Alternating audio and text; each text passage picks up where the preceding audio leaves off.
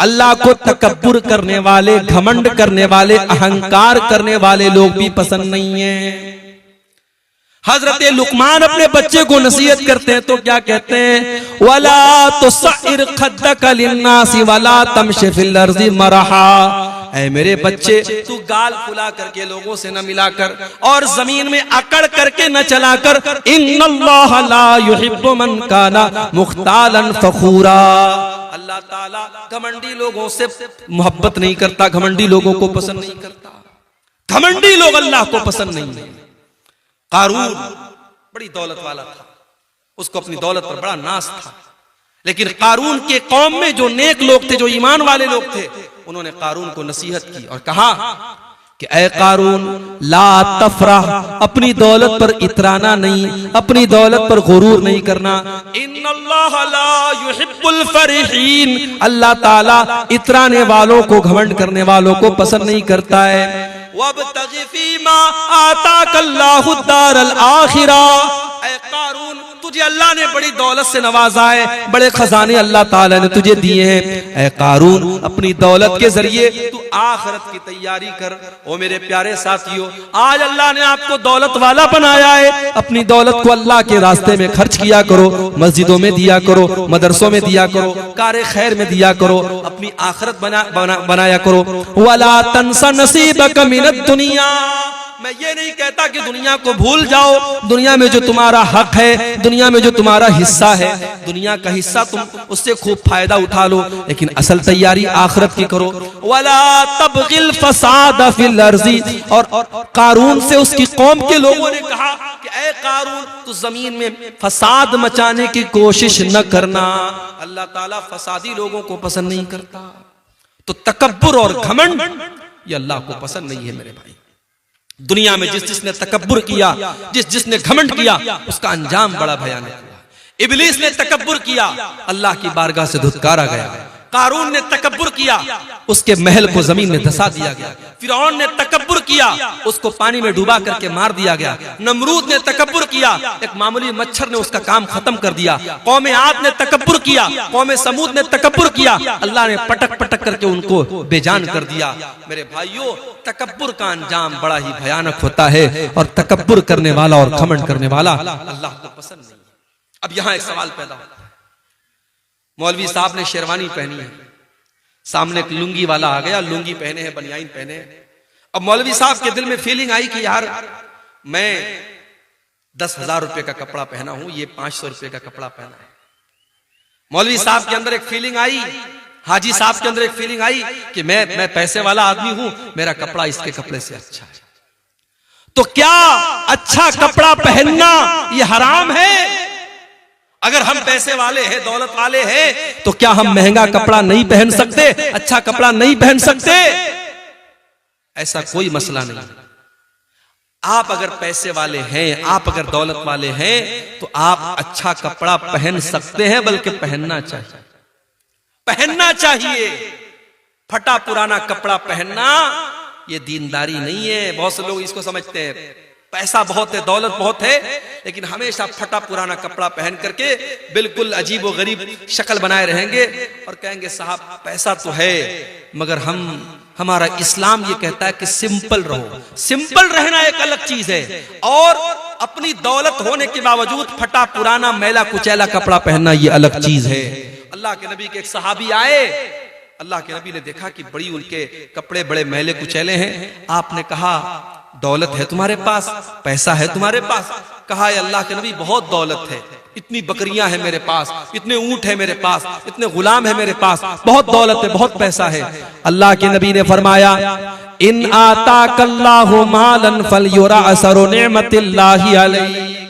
ऐ मेरे सहाबी, अगर अल्लाह ने तुमको दौलत से नवाजा है तो दौलत का असर तुम्हारे ऊपर जाहिर होना चाहिए। अच्छा कपड़ा पहना करो, अपनी हैसियत के मुताबिक कपड़ा पहना करो। अच्छा कपड़ा पहनना बुरा नहीं है। हाँ, अच्छा कपड़ा पहनने के बाद जब घर से निकलो तो जो तुमसे कमजोर कपड़ा पहने हुए है उसको तुम कभी हकीर मत समझना, ये तकब्बुर हो जाएगा।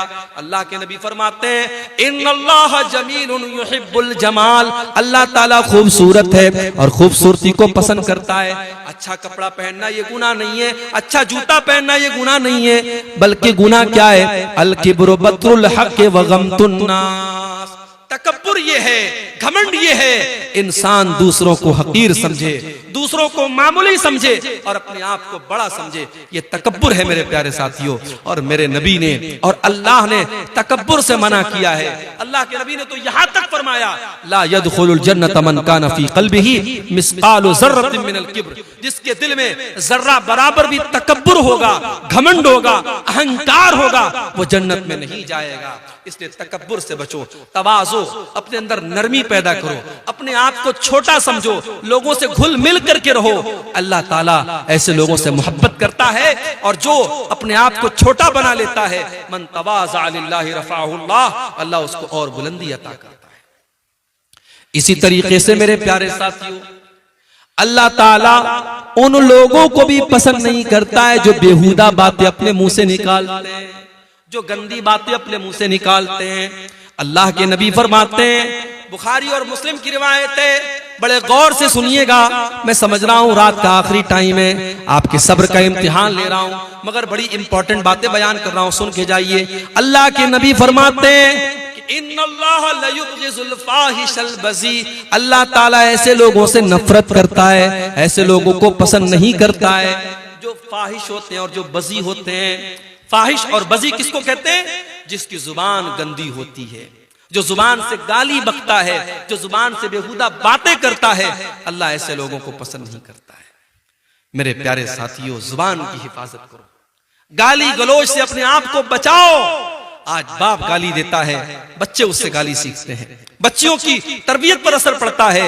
अपने घर को गाली से महफूज रखो, अपने घर को गाली से महफूज रखो।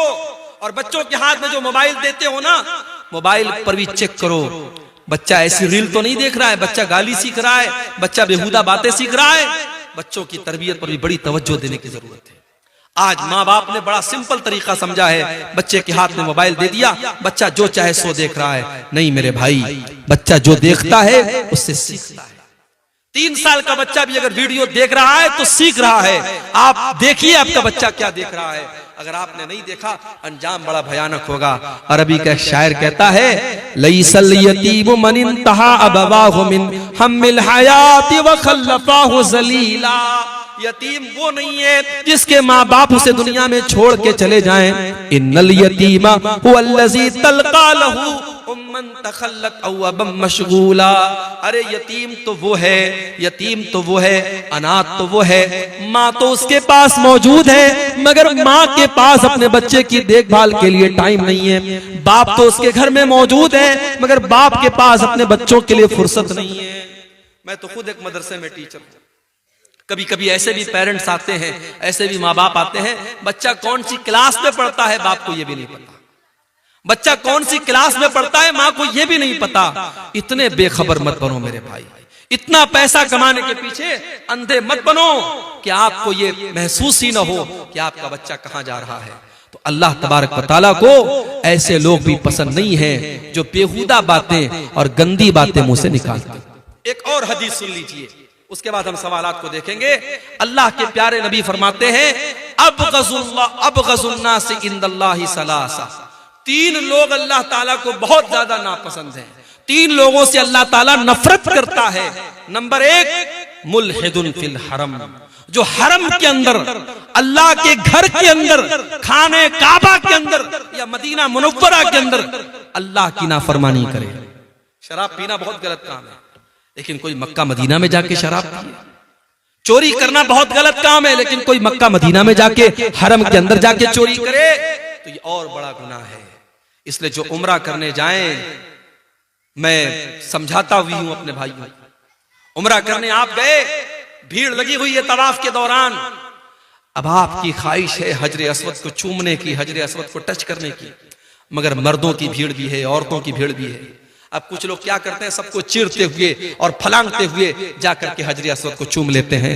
माफ करना मेरे भाई, हजरे अस्वद को चूमना और हजरे अस्वद को टच करना ये कंपलसरी नहीं है, ये जरूरी नहीं है, ये बस एक सुन्नत है, मुस्तहब है, बेहतर है। अगर आप छू सकते हैं तो छू लीजिए, नहीं छू सकते कोई मसला नहीं है। मगर वहां पे तवाफ के दौरान किसी औरत को टच करना हराम है, किसी मर्द को तकलीफ पहुंचाना हराम है। आप ऐसा तवाफ किस काम का कि दूसरों को तकलीफ पहुंचा करके आप आगे बढ़ रहे हैं। अल्लाह के नबी कह रहे हैं मुल्हिदुन फिल हरम, जो हरम के अंदर, अल्लाह के घर के अंदर हराम काम करे, नाजायज काम करे, अल्लाह को नाराज करने वाला काम करे, ऐसा आदमी अल्लाह को बहुत नापसंद है। और दूसरा इंसान व मुब्तगिन फिल इस्लाम सुन्नतल जाहिलिया, इस्लाम के अंदर जो दौरे जाहिलियत के तरीके को फॉलो करे, जिसको इस्लाम का कल्चर पसंद नहीं है, जिसको दौरे जाहिलियत का कल्चर पसंद है, जब वो उसके घर में बच्चे जब सुबह सुबह उठते हैं तो गुड मॉर्निंग कह करके उठते हैं, उनको अस्सलाम वालेकुम पसंद नहीं आता है, उसको वो कल्चर पसंद नहीं है जो इस्लाम का कल्चर है, जो अल्लाह का कल्चर है, उसको गैरों का कल्चर पसंद है। जो इंसान इस्लाम के अंदर बिदात करता है, इस्लाम के अंदर नया नया काम निकालता है, इस्लाम के अंदर दौरे जाहिलियत का तरीका निकालता है, अल्लाह के नबी फरमाते हैं अल्लाह ताला को ऐसा इंसान बहुत ज्यादा नापसंद है। इसी तरीके से एक और इंसान अल्लाह के नबी फरमाते हैं अल्लाह ताला को बहुत नापसंद है। वह मुत्तलिबु दमम्रिइन मुस्लिमिन, किसी मुसलमान का खून बहाने वाला, बेकसूर इंसान का खून बहाने वाला और उसके खून का मुतालबा करने वाला, नाजायज तरीके से किसी मुसलमान का खून बहाने वाला, वो भी अल्लाह ताला को बहुत ज्यादा नापसंद है। तो ये चंद चीजें हैं मेरे प्यारे साथियों जो अल्लाह तबारक व तआला को बहुत ज्यादा नापसंद है, और कुरान में जिनका नाम ले लेकर के अल्लाह ने कहा कि हाँ ये चीजें हमें नापसंद है और हमें और आपको इससे बचना चाहिए। अब ये कुछ सवालात आए, हम इनको देखते हैं। ये एक सवाल आया है कि क्या नमाज की हालत में दाहिने पैर की जुम्बिश से नमाज खराब हो जाती है? देखिए, कोई मामूली जुम्बिश आप करते हैं, मान लीजिए कभी ऐसा हो रहा है कि हम नमाज पढ़ रहे हैं, अब कहीं खुजली हो रही है, हाथ से आपने खुजला दिया, या किसी पांव में किसी कीड़े ने काट दिया, पांव को पांव से आपने खुजला लिया, उससे कोई हर्ज की बात नहीं।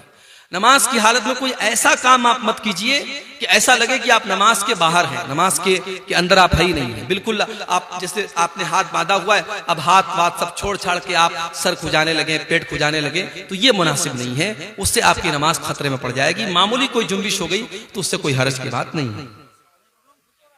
क्या पैर के नापाकी को धोए बिना वजू शुरू कर सकते हैं? अगर पैर के अंदर नापाकी लगी है तो पहले आप पैर को धोएंगे, आप पहले पैर को धोएंगे। इसी तरीके से जब गुस्ले जनाबत आप करेंगे, जो नापाकी को दूर करने वाला गुस्ल आप करते हैं, उसमें भी शरीयत का मसला यही है कि पहले आप अपनी शर्मगाह पर लगी हुई गंदगी को साफ करेंगे, उसके बाद अपने हाथों को अच्छे से धुलेंगे, फिर आप वजू करेंगे।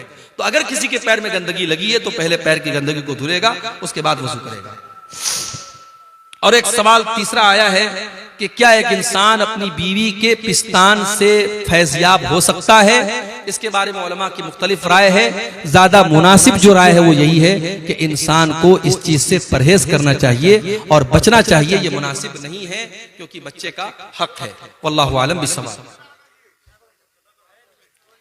दादा से पहले अगर बाप मर गया तो उसकी औलाद को मिरास से महरूम क्यों करता है? देखिए, शरीयत का एक मसला है कि अगर दादा की जिंदगी में बाप मर गया तो बाप अगर मर गया तो पोता डायरेक्ट अपने दादा की वरासत में हिस्सेदार नहीं होगा। क्यों? क्योंकि अगर दादा की औलाद जिंदा है तो दादा की औलाद की मौजूदगी में औलाद की औलाद वारिस नहीं होती है। यह मसला याद रखिए। दादा की जिंदगी में अगर औलाद जिंदा है तो जो औलाद की औलाद है वो वारिस नहीं होगी। लेकिन मैं एक सवाल करता हूं आपसे, मान लीजिए किसी के 5